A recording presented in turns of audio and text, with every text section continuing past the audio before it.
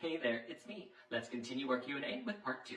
So what else do you want to know? Are Brecken and London actually twins? The answer is yes. We used one egg donor to create all of our embryos, used my and Chris's sperm to fertilize them, and our IVF doctor implanted 2 embryos, one from me and one from Chris, into our surrogate. Now you may notice they don't look exactly alike, and that's because they're not identical twins. They're called fraternal twins. In the previous Q&A, a lot of you noticed my sparkling rings and wanted to know more about them.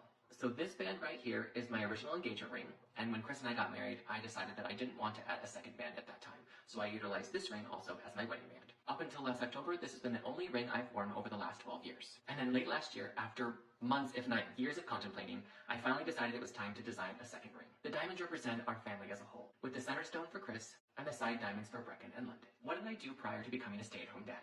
Well, prior to the pandemic, I was in the hospitality industry for almost 13 years as a senior sales manager. To break it down, I worked at resorts, boutique hotels, and downtown properties and sold them in bulk. If you ever attend a conference and there's rooms, meeting space, and food and beverage and private events, that's what I sold. When it comes to sharing our lives and our family on social media, how do I deal with the negativity and backlash? Honestly, I do my best not to focus on the negative.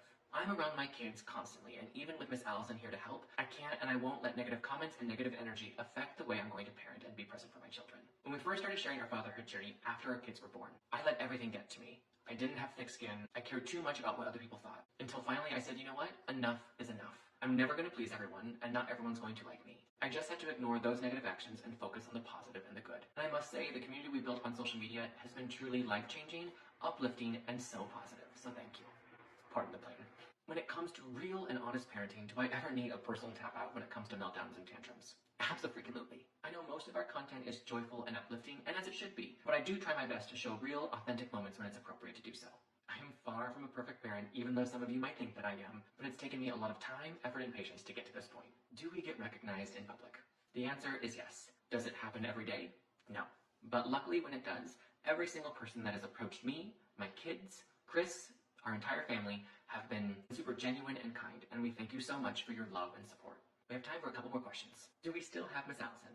Yes, don't you worry. Miss Allison is here part-time Monday, Tuesdays, and Wednesdays, and on additional days and times when we need her. She is such a huge blessing for our family, and I'm so grateful my friend introduced us. Last but not least, do Chris and I want to have another baby? As of right now, no, we feel super complete with our family unit of 4, but a final decision on that detail has not been made. And that's all the time I have for today. The kids are up, and it's time for me to go. Thanks for joining me.